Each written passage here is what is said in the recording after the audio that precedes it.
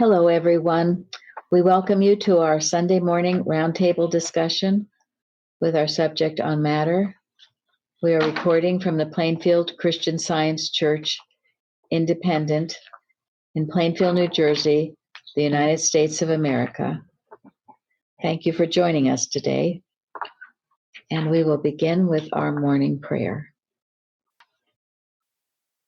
I'm reading from page 204 of Divinity Course in General Collectania. Do not look to matter to tell you your success, but look up, for your harvest is right at hand. We know the Father's love, trust it. Then when you hear a whisper, now you are a sinner, and so is your punishment, the suffering is the consequence. Put it out. Put it out. Oh, may you feel the touch of a spiritual idea that is the light in your path. Mary Baker Eddy. It's beautiful. Thank you. All right, the watching point. Watch number 103. Watch lest you fail to differentiate between the fundamental belief of error, of which matter is the manifestation, and the fear produced in conscious thought when the manifestation of that fundamental fear is discordant.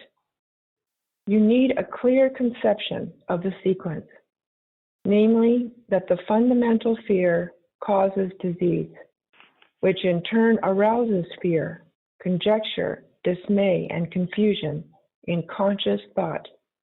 Otherwise, you may believe that the sense of fear in conscious thought is the only fear one has to deal with, that it is this fear that produces the disease, and that its removal will heal the disease. This also explains why you may find yourself afflicted with some disease you never heard of, and of which you had no conscious fear. In Science and Health, we are told that when the fear is removed, the patient is healed.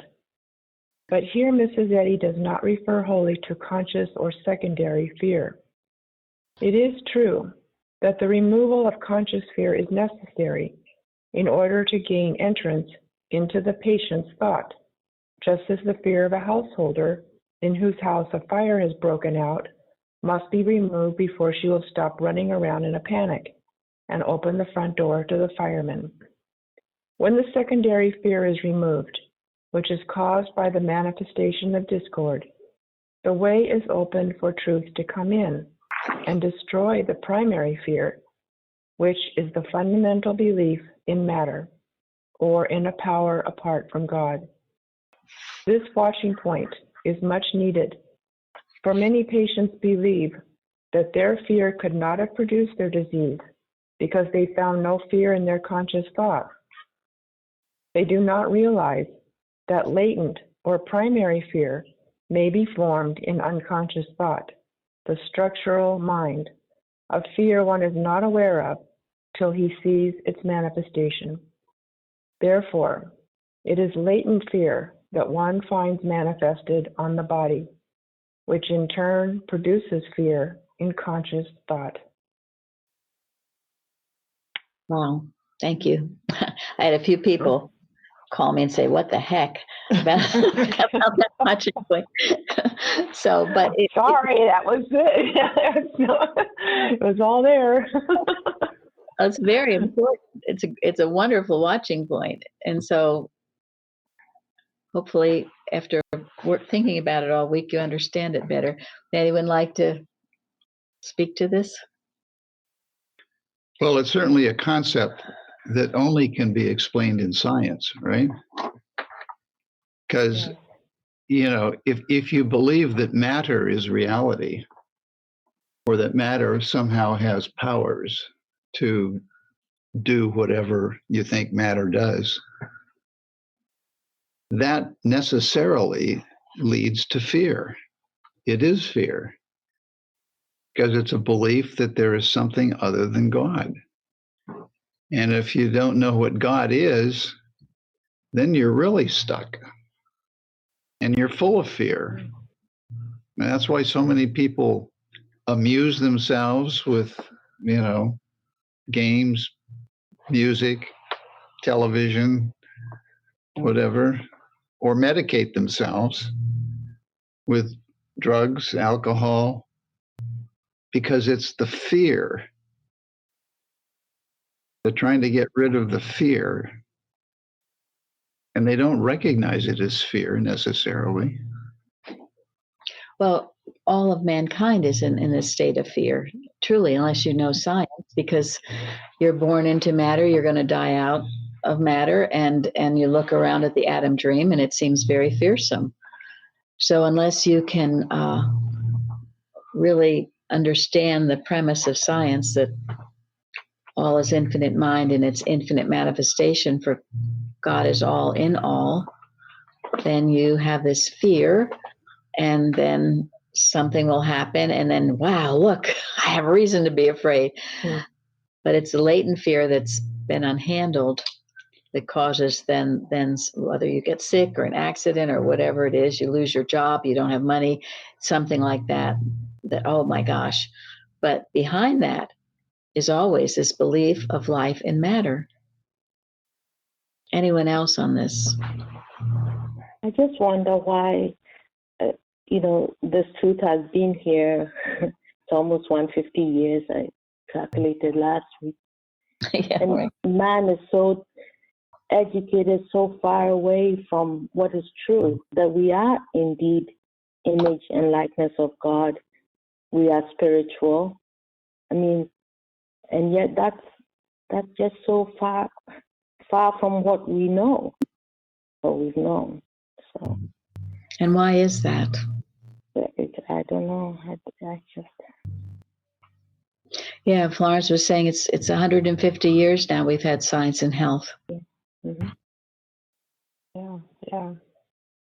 So it takes, but what does it take? And Mrs. Eddy says it in Science and Health. It takes this dedication. You can't scatter your fire. You've got to work at this. It's striving. It's striving every day, yes. Not just superficially reading it or superficially living it, but deeply understanding and working out all your problems in science as best you can. And it also requires loving the science before you love anything else, because there are so many, so-called Christian scientists who attach themselves to the organization, for example, and they love the organization, or they want to. And unfortunately, the organization has violated the manual, has not been obedient to the manual. And if you launch your wagon to a star that is disobedient to the manual, it's disobedient to God, and therefore, how could it heal? And that gives rise to fear. Yeah, and then they think they're being loyal, but they're not being loyal, because it's not Mrs. Eddy's science. That's what we have to be loyal to. It's a misplaced loyalty. But again, they haven't been taught the history. That's why it's so important to know the history of most things, including our nation, because that'll steer you right. If you don't know the history of it, you don't know what happened, then you're in ignorance. So. And Mrs. Eddy instructed her students to know the history. Yeah, she said that's a good practitioner, one who knows the history. So this is a hugely important watching point, and it certainly goes along with the lesson, because I will not fear what man can do unto me, or what flesh can do unto me, what this belief in matter can do unto me, because I know it is just a belief, and that in truth we are in spirit. So we destroy I feel from that wrong education is where, sickness, if you're sick, we just accept it. I used to, never question, yeah. You have a headache. And yet look at what even the children did in Mrs. Eddy's time. Would God send you a headache? No. And therefore you can't have it, because you know who you are. Well, Mrs. Eddie is right. Only God can tell me who I am. Thank you. Yes, that's it. But you were so thoroughly and well trained in the science, and that's why we exist and why we do this roundtable week after week after week to break down all these misconceptions. And I've been going back to the churches in Revelation again too, which are so important to understand each one, because it's the Christ speaking to us all. And that one, I believe it was the Pergamum, who that church called it throne of Satan. And after 200 years of metaphysical healing with Christ, then that rose up and said, "Oh no. It's we can heal with material means." And in reading about it and reading a more modern description of it, it made it sound like it was almost a good church in that respect, and that there was a physician named Galen, and he made such strides in modern science. Well, hello, and I'm saying this because this is addressing what Florence was saying. Why haven't we made more advancement? Now, this was in the time of Jesus. After the 200 years, they went to worshiping, in a way, materia medica. It rose up big time in that church. And so it continues today.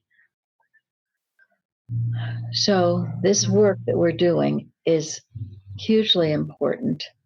And so I'll have Chardell read what she contributed today. Work, watch, pray. It's from 1937 College, Bicknell Young. Those who know how to work, and those who know what the Christ is, and who think clearly, and those who are able to forget themselves through self-abnegation, will have to carry on this work. If you have the enlightenment, you will have to stand in high places. You cannot avoid it, and you should not try to. It means you will have to stand and stand when it is difficult to stand, and you will have to maintain what you understand. There are things going on that will have to stop. The world has got to be taken care of, and those who know the truth and have no human ambition, but a sincere desire to do right, are the ones who will have to carry on this movement. Handle animal magnetism, particularly in your church work. So, my friends, you can't escape this if you've been called. I mean, what do they say? You can run, but you can't hide.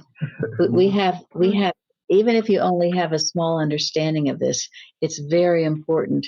The Christians do a lot of prayer, do a lot of work, but they don't understand the unreality of matter, do they? No. And this, I went back to this article that I love by Nancy Bouchon, Texas, How to Save the World. Mary Baker Eddy made a rather bold statement to Martha Bogue, one of her early workers. She stated, quote, "The truth that God is all in all and that there is no evil, held faithfully by Christian scientists, will save the world, and it is all that will save it." End quote. It's from Miscellaneous Documents. Now, that's what we are doing, continue to do. How much of your time you devote to this? And I know many of you have full-time jobs, but that full-time job is of lesser importance than this is, because if the world blows up, my friends, you won't have a job at all. Nor will you have this family that you're so concerned about, nor will you have this headache that you're so worried about, or whatever else you're worried about. And that goes to a quote that Carol sent me last night from Gilbert Carpenter. And it's one, we have online. It's an important one. One of the greatest protections against the unknown, the unseen, the unexpected is the work to bless humanity, because one cannot bless humanity without handling the error that comes to humanity. In working for all humanity, you must handle its animal magnetism. This is the Christian Scientist's life insurance, since one cannot be handled by that which one is already handling. So it's very important that we do this work and we handle it. And this is what is handled in our watching, why it's so important you come, why you see in the organization the watches stopped, right? They weren't done because nobody knew about them. So this work is highly important. It's the most important work you have to do. Extremely important. And then it goes on, she goes on to this very sobering quote from Mrs. Eddy from the Red Book. The methods of animal magnetism, especially its secret work, should be exposed. This alone can protect the people from a future reign of terror, far surpassing any terrorism of the Dark Ages. This is a quote that Parthens, our friend in Colorado, thinks about a lot. We must feel the danger. And then it goes on, one has nothing to fear from this evil if he is conscious of its presence and on the basis of Christian Science understands its impotence. Again, we go back to the unreality of evil, of error, of matter. This all goes along with our topic today because the fearing of what flesh or what man can do to us. The only way to deal with it is to get back, as the swatching point says, to this fundamental cause of the fear, a belief of life in matter. And if you feel you don't understand it, we'll talk about it more today so you can and do understand it, so you can do this work effectively. And then, Gary, what did you find? Well, I found in reading through an article entitled Electricity by Bicknell Young, at the very end, he sums it up by saying, we classify, and the whole point of this article is there aren't opposites. There's not a good negative and a bad positive. There's only one, God, good. And the belief in opposites takes you off the track. So anyway, he says, we classify beliefs as good beliefs and bad beliefs. But when the bad beliefs claim to be good, when the worst claims to be the best, we have a claim of perversion. But this stage of error is the final or last stage of error and ripe for destruction. Because claiming the Christ power, but lacking it, lacking the power of spiritual discernment, the power of oneness with God, it cannot demonstrate its claims, but as Mrs. Eddy says, destroys itself by making its claims. And he's referring to Science and Health, page 286, the bottom, if anybody wants to check it. This is error's self-destruction, and it is ripe for destruction when it is claiming to be the best. And that's why the false prophets are out in full bloom these days. And all of this, I hope this is higher metaphysics we're talking about. Some people, I know you all will understand because I'm speaking to those who, everyone understands this truth. So it's very important. Yes, if you claim to be something and you're just error claiming to be something you're not, you will self-destruct. And we don't have to do anything. It will happen because these are the rules and laws of God. I say we don't have to do anything. We do have to do our work in knowing that the 7 synonyms of God reign, including truth. Truth will be made known. And in that article by Nancy, it's brought out. And also what I read from the Red Book by Mrs. Eddy, that the claims have to be exposed, and they are coming out. Thank God for the internet. Some of it is false, but a lot of it is true, and people can't hide. It's coming out. What they're doing, their evil intent. So We just have to have the wisdom to know what's true and what isn't. What's artificial intelligence, I guess, or whatever. Artificial stupidity, really. Right. Yeah. I hope stupidity. Yes. And in that article by Nancy, she quotes, now the works of the flesh are manifest, which are these: adultery, fornication, uncleanness, lasciviousness, idolatry, witchcraft. She goes through that list, which I tell you before, as I've also told you in past, that they which do such things shall not inherit the kingdom of God. Now, some of those words, I only started looking up some of them, but they're not always what you think they are. I mean, lasciviousness is looseness, irregular indulgence of animal desires. Fornication, lewdness of unmarried persons, male or female. Also, the the criminal conversation of a married man with an unmarried woman. Adultery and incest. Emulations, desire of superiority, contention, strife, competition, sedition, tumultuous assembly of men in opposition to law and in disturbance to public peace. Now, these are things we see, right? We see with our physical eyes that are going on in this atom drain, but all of it's coming out for its total destruction, and it must be exposed before it can be destroyed. This is why freedom of speech is a divine requirement.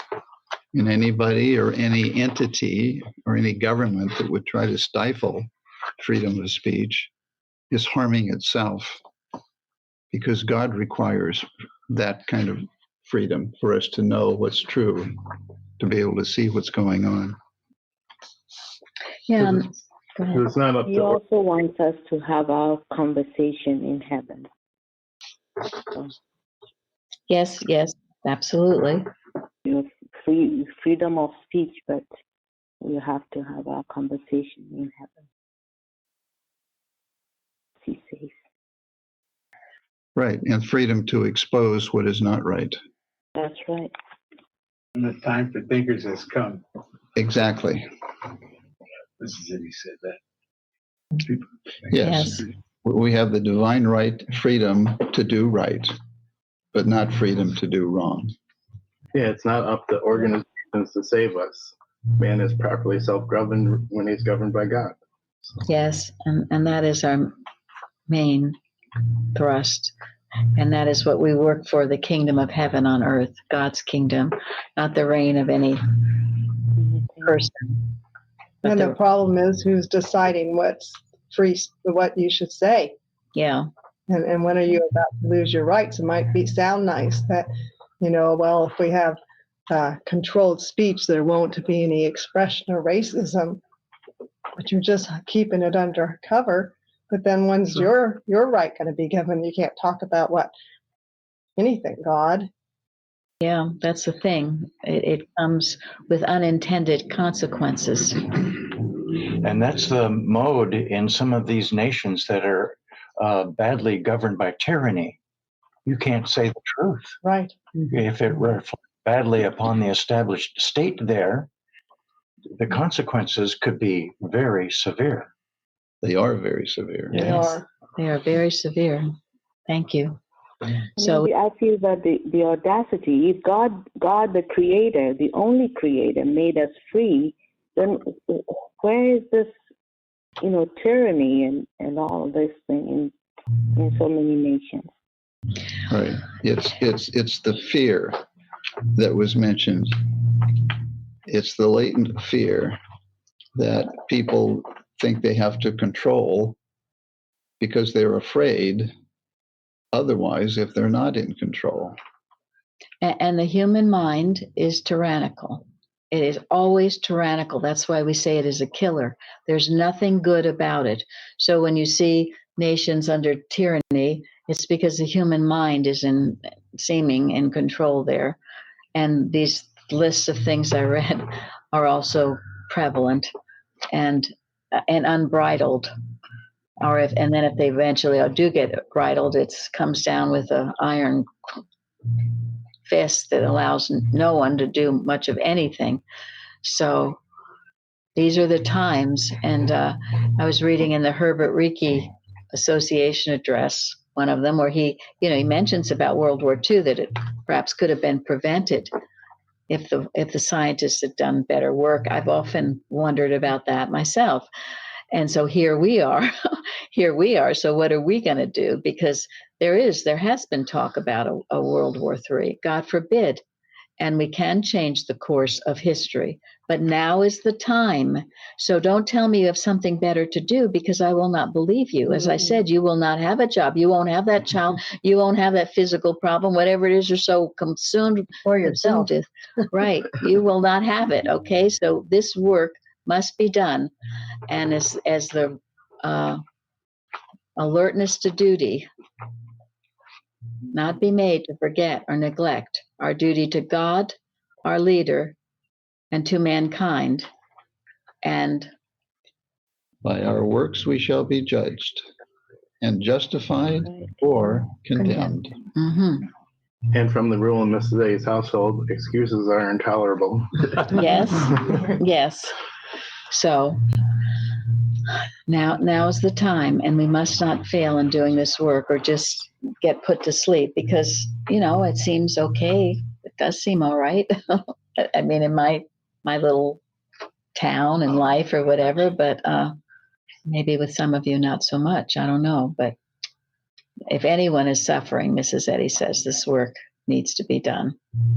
So, and this is handling the claims of matter and the fear of it. The fear of it, that it has any strength, power to dictate, to do anything, because it doesn't. It is powerless, and its claims are bogus. And every day you should be proving this in your life. Claims lack and greed. Yes. And then bitterness and envy. Yeah, all those things. All those things. We have everything we need right now if we just calm down and just take a day at a time and do what we can. And everybody does. Thank you. Yeah. Thank you. Yeah, the calming down is good advice. Yeah, right. It sure is. What does error want us to do? Get us agitated. Well, let's not follow error. Yeah, that's that secondary fear. Get all confused. Yes, that's a secondary fear. Right. Thank you. Confused. And it is, to get us pitted against each other and make us think we are divided. And we're not, because we all want the same things. I'm sure of it. So there is a malicious element in this, though, that will have to destroy itself. But a lot of it is just ignorant animal magnetism. But there is this malicious element, and that will destroy itself. Yes. And that we must know goes back on itself and destroys itself with accelerated force. So don't mess with us. Okay, now I'm going to read something lovely that Nancy sent us. Change of pace here. From the lesson, thou wilt keep him in perfect peace, whose mind is stayed on thee, because he trusted in thee. Charles Spurgeon once said, "The sovereignty of God is the pillow upon which the child of God rests his head at night, giving perfect peace." Here again, the allness of God, the nothingness of error, the nothingness of the belief of matter. That's what gives us perfect peace. And we keep our minds stayed on him and trust in him, and we'll have it. And then it goes on. And this is from gotquestions.com. The promise to keep in perfect peace suggests an extraordinary, a perfect kind of peace. The original Hebrew text uses the phrase shalom, shalom, shalom, shalom, I guess. Shalom, shalom. Remember, we hear that in the Chosen all the time. Right. Shalom, shalom. A doubling that amplifies the fullness of God's peace. Perfect peace is not the absence of conflict, but an all-encompassing sense of security. Perfect peace will always keep our hearts and minds anchored in Christ. To be kept in perfect peace our minds must be steadfast. A steadfast mind is unwavering and firmly fixed on God's promises. In Isaiah, the word mind refers to our thoughts, inclinations, and desires. We must choose to focus on the truth of God's word instead of our circumstances. When we set our minds on God's word, we experience life and peace. Trust in God is a requisite part of perfect peace. This is more than believing that God exists. We must also trust in his promises. We must surrender our worries, fears, and anxieties to God, believing that he is willing and able to provide perfect peace. This is a daily decision on our part. God's promise to keep us in perfect peace is not based on external circumstances. It is a promise that remains rock solid despite the crashing waves of life. Perfect peace is also connected in righteousness. Isaiah 32 declares, "The effect of righteousness will be peace, and the result of righteousness, quietness and rest forever." End quote. The imputed righteousness of Christ produces peace as its natural outcome. When we live in accordance with God's righteousness, his peace will fill our minds, souls, and hearts. Being kept in perfect peace involves God's active presence in our lives.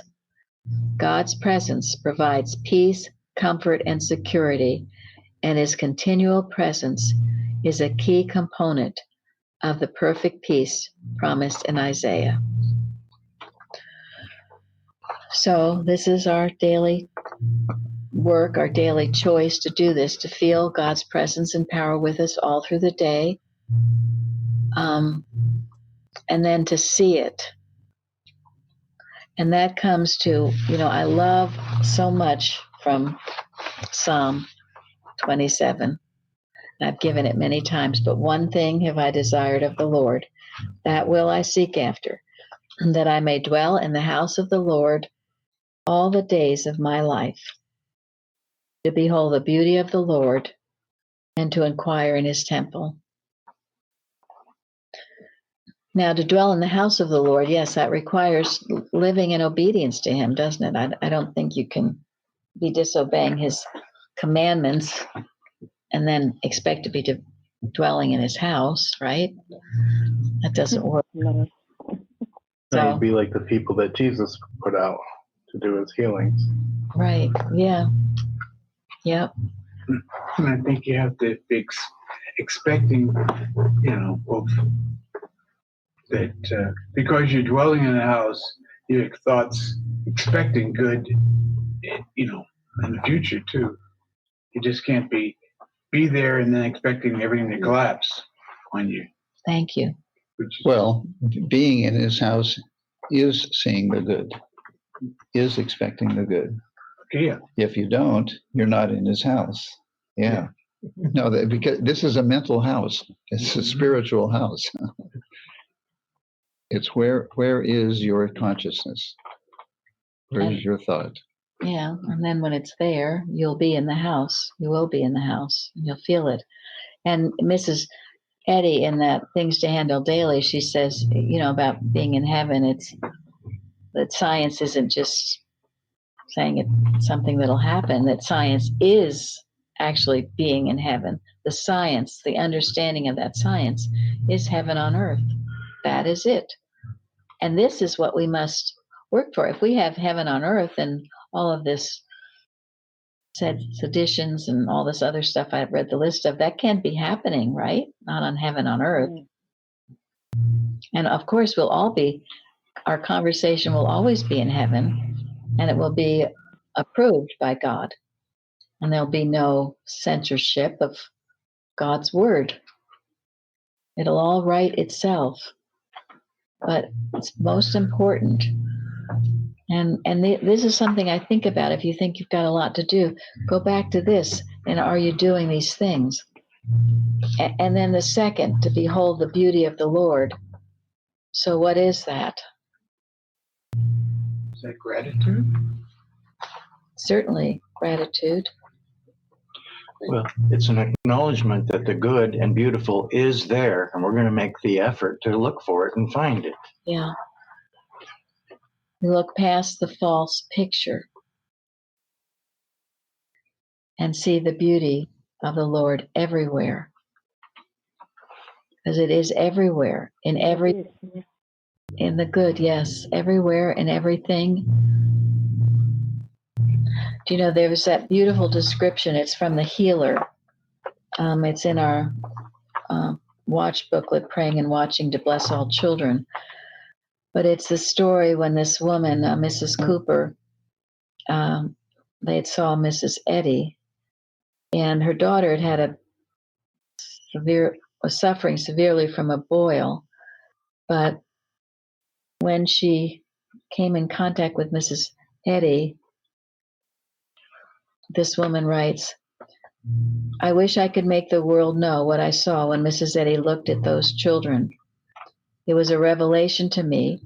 I saw for the first time the real mother love, and I knew that I did not have it. I had a strange, agonized sense of being absolutely cut off from the children. It is impossible to put into words what the uncovering of my own lack of the real mother love meant to me. But as I turned in the procession and walked toward the line of trees in the front of the yard, there was a bird sitting on the limb of a tree, and I saw the same love poured out on that bird that I had seen flow from Mrs. Eddy to my children. I looked down at the grass and the flowers, and there was the same love resting on them. It is difficult for me to put into words what I saw. This love was everywhere, like the light, but it was divine, not mere human affection. I looked at the people milling around on the lawn and saw it poured out on them. I thought of the various discords in this field, and I saw for the first time the absolute unreality of everything but this infinite love. It was not only everywhere present like the light, but it was an intelligent presence that spoke to me. And I found myself weeping as I walked back and forth under the trees and saying out loud, "Why did I never know you before? Why have I not known you always?" When we got back to the hotel, there was no boil on my child's head. It was just as flat as the back of her hand. And each time I saw Mrs. Eddy, I had a wonderful revelation of God. I know she was no ordinary woman. God had anointed her with the oil of gladness above her fellows. Psalms. She was a woman in the apocalypse. So this is beholding the beauty of the Lord. That's what it means. So work for that experience. See that love, that mother love pouring on the whole universe, on everyone, everywhere. That will end all the seditions and all of this stuff, rivalry and things that are going on. God's love.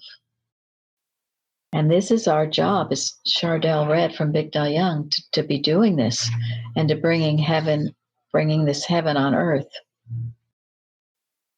Mrs. Eddy says, sometimes we have to build up the era in order to smash it down. And you must see it and be aware of it and have it uncovered before you can do this. Because many scientists, they don't want to hear about any era. They don't want to hear it, see no evil, talk no evil, feel no evil, whatever that thing is. But no, don't want to hear it. Everything's love. This is the combination. It's a combination of all these things that has to be done. And then, so I'm always very touched by that. And when I read that in Psalms 27, I think of that, to behold the beauty of the Lord. And in a beautiful article that Carrie sent by John Willis, The Beautiful and the True, he writes about the beauty too, and how God had made everything beautiful in his time.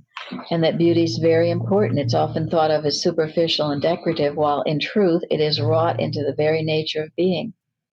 It pertains to life and all life's reflections, and we are to seek it as we seek the truth. We are to express it even as we express love in every word and activity of life. He who worketh in us to will and to do, doeth all things well. And he hath made all things beautiful in his time, says the wise men. And we are to be like him. We thus see that the art of living is the highest and finest art, and that the life which God would have us live is all glorious, both within and without. Beauty no longer contributes simply to our delight. It becomes an inspiration, a source of nourishment and strength. True beauty voices the divine. It is a revelation of truth, a message of love, and it brings perennial comfort and gladness. He that inquireth in his temple shall behold the beauty of the Lord. And Mrs. Eddy's, or no, I guess it's Bicknell Young says there won't be any ugly thing in heaven. It'll all be beautiful because that's intrinsic to God. I used to, as a child, I would notice the Christian scientists that I knew always had a sense of loveliness about them, a sense of beauty. And if you go into their home, you would feel it too. I mean, just as a child, I observed that. They did things well and with beauty, not just slopping around. And if you were obedient to God, what else could there be in your person, in your home, in your business, in your church? Yeah. It's the beauty of God expressed through you and through those who are obedient to God. So, and this isn't glorifying matter, is it? This is something different. This is the beauty of God, the intrinsic beauty that Mrs. Eddy talks about on those pages 244 to 248 in Science and Health. And also, in prose works, in Questions and Answers,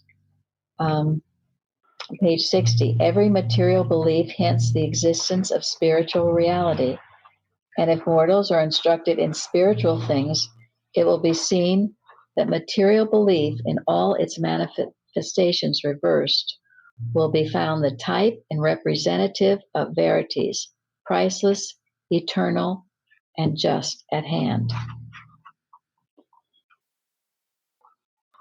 And in Martha Wilcox's article, Scientific Translations, she speaks of this as well. Right. And it's a very, very important chapter. This chapter helped me so much when I was not understanding matter. Not a single blade of grass, a leaf, or a flower is material when viewed correctly. It is spirit, mind, which conceives, outlines, and forms these ideas, which multiplies and replenishes the earth. All natural love and affection and gladness and happiness and joy and peace and harmony are not in and of person, but are the one consciousness, life, or spirit in being, and are therefore spiritual and unceasing. All things pertaining to and essential to our normal state of living, from a pin to a palace, when rightly viewed, are not matter, but are spiritual ideas at hand. It's a wonderful chapter. And it is why, when the children wandered in the wilderness for 40 years, their clothes and their shoes and everything, they didn't wax old, did they? Nope. Nor should what we have.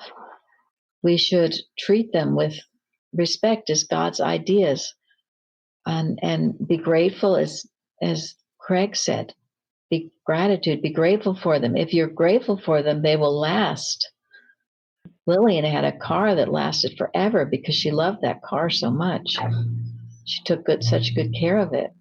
I know Elsie has a car that's lasted forever. Donna in Oregon has this truck that's lasted forever. When you love something, it can last forever. I know many of you can tell me the same things.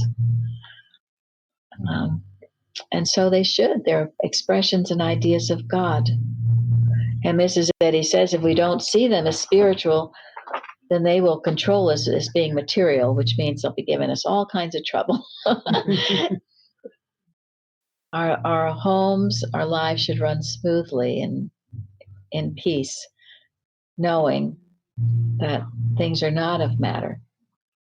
It is spirit. And in the lesson, and I love this too, that where it says health is not a condition of matter, but of mind. So what does that mean?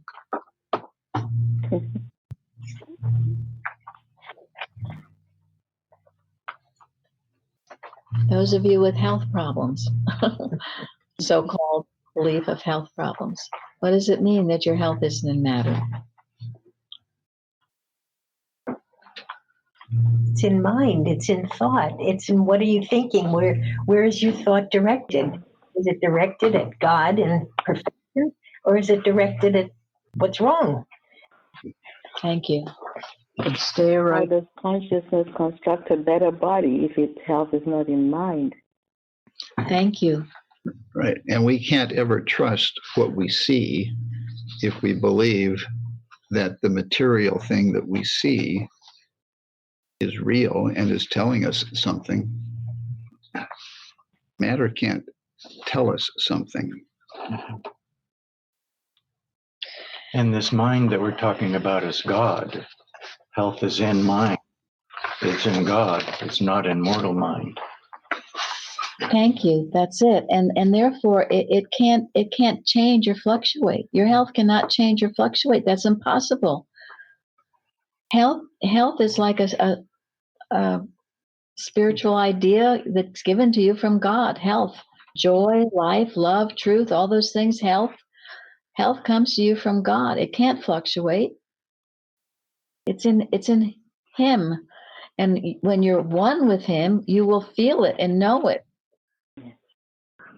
You can't be concerned about contagion and other things, the fear that would mount up and make you afraid of these things. Because your health is in God. It cannot be touched. In the beautiful story of the touching the leper, this was also an article from Carrie. One can easily picture the scene with the evangelist narrative. The crowd thronging Jesus, the leper's cry, unclean, unclean, heard from the distance and drew nearer, his peculiarly loathsome appearance. For Luke tells us it was full of lepers. The crowd separating to let him pass, the leper, to the horror of all observers, making his direct way to the master, and the master, to their amazement, stooping down, touching him, while he says, "Be thou clean." Why this touch? Surely he might have healed without the touch, as he healed the 10 of whom Luke gives account. I believe that this touch was the natural expression of Christ's sympathy, and incidentally a rebuke of our panic in the presence of contagious diseases which so often dehumanizes us, and our prejudices which makes us forget the real man, our regard for his mere outward guise and circumstance. A rebuke to this. Jesus, of course, understood health was not in matter, and he wasn't afraid he could do what he did. So these are such beautiful stories and stories we can learn from. And again, teaching not to be afraid of matter, but to know there's no such thing because all is infinite mind and its infinite manifestation. Go ahead. I was just going to say that one of the lessons that I've learned here, it's been made more of an impression on me and more of an understanding, is that matter is just a subjective state of mortal mind, which is why it all is mental, and that's why we start the day with there's only one mind. Because if there's only one mind, there is no mortal mind, hence there is no matter. Yes. And so that's what's helped me so much to keep it in the atmosphere of thought, in consciousness, rather than looking at matter and trying to figure out what I'm supposed to do with it, or if it's how it's doing as my prayers, as it have. No, it's in a subjective state of mortal mind, and that's helped me a lot too. Thank you. In my work. Yes. Mrs. Eddy says to watch your thoughts, not your body. And no, you've got that mind of Christ. And actually, it's impossible. This is illusionary, what we seem to see when things are discordant. Whatever that picture is, it's illusionary, mortal mind. Thank you. Thank you all who contributed today. And we'll end on this, another article by that's sent to us from Carrie about the importance of song in Mrs. Eddy, Christian song. This is an article by George Kinter entitled Christian Song. So far as we know, all attempts at Christian worship have included Christian song. In Paul's epistle to the Ephesians, he urges them to be filled with the Spirit, speaking to yourselves in psalms and hymns and spiritual songs, singing and making melody in your heart to the Lord, end quote. In earlier times, the singing of psalms comprised a major part of public worship. And now we have the use of ancient and modern religious poetry set to music as an essential part of church services. Our own hymnal expresses the endeavor to bring into use for the Christian Science services the best that poetry, combined with music, affords. It will be of interest to Christian Scientists to know of their revered leader's love of hymn singing, and that it brightened many of her hours. We all know how happy she was in expressing her thought poetically, and that many of her choicest poems have been set to music, especially for use as hymns and solos in our services. Christian song thus rightly and beautifully entering into our worship. All Christian Scientists do not know, however, that Mrs. Eddy was very fond of music, and especially of sacred songs. She frequently indulged herself to the extent of having songs and hymns sung to her in her home, and from the time she settled in the new home at Chestnut Hill, she devoted one room almost exclusively to this purpose. It was her custom every morning, before the daily routine of the household was fully entered into, to have someone of her helpers take a seat at the piano and play and sing for a longer or shorter period, sometimes as much as a full hour being devoted to this helpful, happy exercise. Quite as frequently, she would call in all her helpers and ask for singing in concert, usually on these occasions selecting many of the hymns herself. It is not unlikely that our friends throughout the Christian Science world would be happy to know what were some of the selections which she usually chose. Almost invariably, the first hymn called for was the Communion Doxology, which appears on the first page of the Christian Science hymnal. Then, in turn, and with happy variations, she would ask for others, occasionally one of her own hymns, or Waiting Harpstrings of the Mind, or Shepherd, Show Me How to Go, and nearly every day, Mother's Evening Prayer.